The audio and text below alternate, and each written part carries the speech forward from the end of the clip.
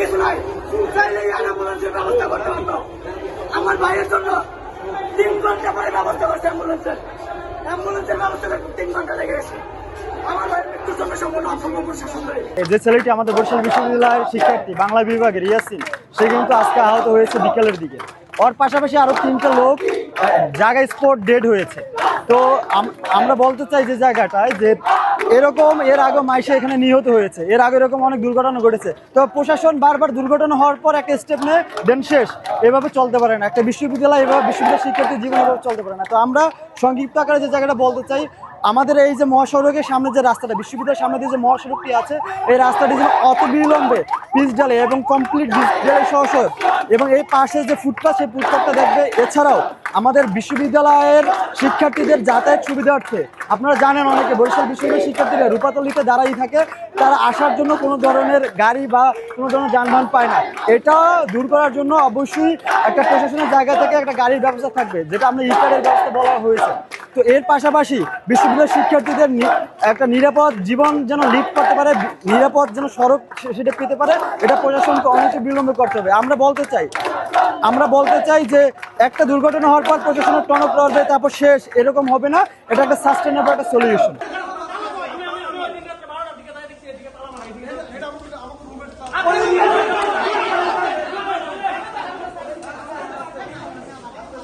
আমরা বরিশাল বিশ্ববিদ্যালয়ের শিক্ষার্থীরা, আপনারা সবাই অবগত আছেন যে এই আজকে বিকেলেই একজন শিক্ষার্থী, বরিশাল বিশ্ববিদ্যালয়ের বাংলা বিভাগের একজন শিক্ষার্থী রোড অ্যাক্সিডেন্ট করে এখন মৃত্যুর সাথে পাঞ্জা লড়ছে এবং জায়গায় 2 জন মৃত্যুর সম্মুখীন হয়েছে।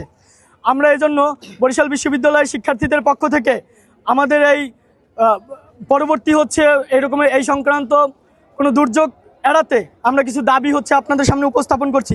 আমাদের প্রথম দাবি, বরিশাল বিশ্ববিদ্যালয়ের যে শিক্ষার্থী ইতিমধ্যে মৃত্যুর সাথে পাঞ্জা লড়ছে, তার সম্পূর্ণ চিকিৎসা এবং চিকিৎসা ব্যয় বরিশাল বিশ্ববিদ্যালয় প্রশাসনকে বহন করতে হবে এবং দ্রুত সময়ের মধ্যে বরিশাল বিশ্ববিদ্যালয়ের সামনের যে সড়ক এবং বরিশাল বিশ্ববিদ্যালয়ের যে দপদপিয়া ব্রিজ রয়েছে, এই ব্রিজটি সম্পূর্ণ পিচ ঢালা সম্পূর্ণ করতে হবে আগামী 15 দিনের মধ্যে এবং বিশ্ববিদ্যালয় টু রূপাতলী সার্বক্ষণিক বাসের ব্যবস্থা করতে হবে।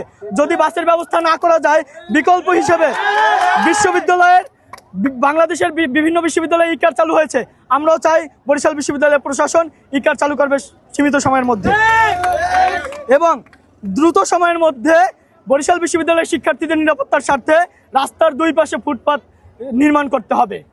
আমরা আমাদের এই দাবিগুলো পরবর্তীতে এবং ব্রিজের লাইটগুলো 100% ফুলফিল করতে হবে এবং এই দাবিগুলো খুব সীমিত সময়ের মধ্যেই বরিশাল বিশ্ববিদ্যালয়ের প্রশাসন সহ এর সাথে জড়িত সকল প্রশাসনকে তাদের দৃষ্টি আকর্ষণ করছি যে সীমিত সময়ের মধ্যে আমাদের এই দাবিগুলো বাস্তবায়ন করতে হবে।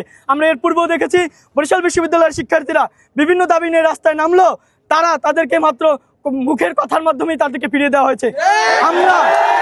আমরা দৃঢ় প্রত্যয়ের সাথে আমরা স্পষ্ট কণ্ঠস্বরে এবার বলে দিতে চাই সকল প্রশাসনকে, আমরা এবার আমাদের দাবি পূরণ না হওয়া পর্যন্ত, সকল শিক্ষার্থীর নিরাপত্তা নিশ্চিত না হওয়া পর্যন্ত আমরা মাঠ থেকে উঠছি না।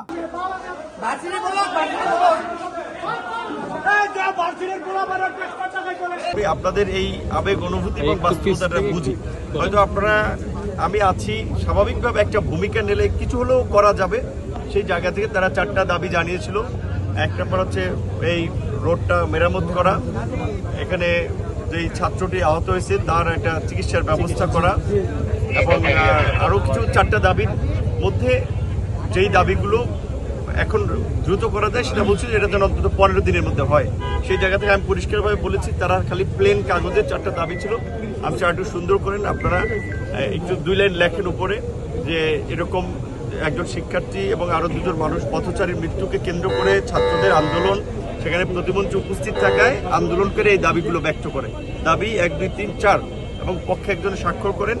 আমি একটা কপি শিক্ষামন্ত্রীকে আমি পৌঁছাবো এবং ওনার মন্ত্রণালয়ে যে কাজটা করবে সেটা উনি করবে, আর সড়ক পরিবহন মন্ত্রীকে একটা পৌঁছাবো যেটা মন্ত্রণালয় থেকে যে কাজটা, যেমন এই বাতি দেওয়া, মেরামত করা দ্রুত সময়ের মধ্যে যেন করে। প্রথম আমি একেবারে সুপ্রিম জায়গায় নাই যে কালকে আমি নির্দেশ দিলে হয়ে যাবে, তবে আমি একটা প্রচেষ্টা করতে পারি, গভর্নমেন্টের ভিতরে আছি, চাইলে সম্ভব, আমার প্রচেষ্টার জায়গাটুকু আমি করবো। আর যার চিকিৎসার বিষয়টা, সেটা আমি এখানে বসেই আমি ওদের সাথে কথা বলছি, ওরা ভাঙ্গা পর্যন্ত গিয়েছে। আমি বলেছি যে এখানে প্রথমত আপনাদের তো তো বিশ্ববিদ্যালয়কে প্রশ্ন করতে হবে। এই যে আন্দোলন করলেন, বিশ্ববিদ্যালয়ের ভাইস চ্যান্সেলরের কাছে, ছাত্রদের কাছে ছুটে আসা উচিত ছিল, ওনার প্রক্টরের ছুটে আসা উচিত ছিল। সরি টু সে, আপনারা অপমানিত বোধ করেন না। আমি একজন সহকারী প্রক্টরকে দেখলাম ওইখানে ছাত্রদের দিকে চোরের মতো বাইকে গেছে। সে একটা কথা বললো না, আমি তো গেছি, আমি তো ভাই আপনাদের মেইন পার্ট হচ্ছে অভিভাবক, তারা ছাত্ররা একটা আন্দোলন করছে, ভাইস চ্যান্সেলর চলে আসবে, যেই সমাধানের আশ্বাস দিয়ে সে আপনাদেরকে নিয়ে যাবে। কিন্তু শিক্ষকদের দায়িত্ব আমি হীনতা এখানে দেখেছি, এটা আমার কাছে খুব খারাপ লেগেছে। এখানে ভাইস চ্যান্সেলর উনি আমাকে বলেছে যে ইনভাইট করতে, আমি একটা প্রতিমন্ত্রী আসলাম সরকার, উনি তো আসলো না, ছাত্রদের আন্দোলন আসলো না, আমি ওনার সাথে দেখা করতে যাবো, কোন দুঃখে। ওনার বাসায় চা খাইতে, চা কি আমি খাই না, আমি কিন্তু দেখা করিনি। আমি অ্যাজ এ ব্রাদার হিসেবে, অ্যাজ এ সিনিয়র ব্রাদার হিসেবে এইটুকু মানে আই ক্যান প্রমিস যে আমার জায়গা থেকে যেটুকু করাম। প্রথমত আমি তো এই অঞ্চলের মানুষ, আমিও তো এখান দিয়ে যাই, আমার গাড়িটা একসময় উল্টেই পড়তে পারে, আমার ওয়াইফ আমার ফ্যামিলি আসা যাওয়া করে। সো আমি এইখানে অন্তত আমি প্রথমেই বলেছিলাম একটা বিশ্ববিদ্যালয়, এখানে একটা ফুটওভার ব্রিজ থাকার কথা ছিল, কিন্তু ছাত্ররা পারাপার হবে, তো এটা হয় না। এবং আরো সবচেয়ে আমি প্রথম এসেছি, সেটা ভালো, প্রথম এসেছি যে বিশ্ববিদ্যালয়ে 2011 সালে এই বিশ্ববিদ্যালয় প্রতিষ্ঠিত হয়েছে। এখন পর্যন্ত ভিতরের অবকাঠামোগত অনেক দুর্বলতা আছে, একটা খেলার মাঠ নেই, যে পানি জমে রয়েছে, জমে রয়েছে, এটা না আমি বলেছি যে এই অবস্থা কেন। তো আমি আজ আপনাদের সিনিয়র ফেলো হিসেবে আমার ফুল আপনাদের প্রতি সমর্থন এবং এটা ফিলিংটা আমার আছে। আমার জায়গা থেকে আজকের যে 4টা বিষয় আমাকে বলছে, এই 4টা আমি সংশ্লিষ্ট মন্ত্রণালয়ে পৌঁছে আমি ফলো আপ করবো, যেন আরেকবার আপনাদের বিশ্ববিদ্যালয়ে আসলে আপনারাও বলতে পারেন যে এটা নূর ভাই উপস্থিত বলছিলাম, পরিবর্তন হয়েছে। বিসি কি লোকাল গাড়িতে চলে? না, বিসি চলে তার পার্সোনাল গাড়িতে, চলে লোকাল গাড়িতে। আমরা জানি রাস্তা খারাপ হলে তার দুর্দিন কি হয়। আজকে আমার ভাই রাস্তা যদি ভালো হইতো এরকম হইতো না। বিসির পাঁচ ভবনের রাস্তা জানেন, আমার ক্ষমতা আছে। আমরা দীর্ঘদিন যাবৎ বরিশাল বিশ্ববিদ্যালয়ের এই এলাকায় ট্রাফিক পুলিশ মোতায়েন সহ ডিজিটাল ক্যামেরার মাধ্যমে বা এআই ক্যামেরার মাধ্যমে স্পিড নিয়ন্ত্রণ সহ বিভিন্ন দাবি তুললেও প্রশাসন কোনোভাবেই কর্ণপাত করেনি। বরিশাল বিশ্ববিদ্যালয়ের ইতিহাস হচ্ছে রক্তপাত না হওয়া পর্যন্ত এখানে কোনো কিছু সফল হয় না।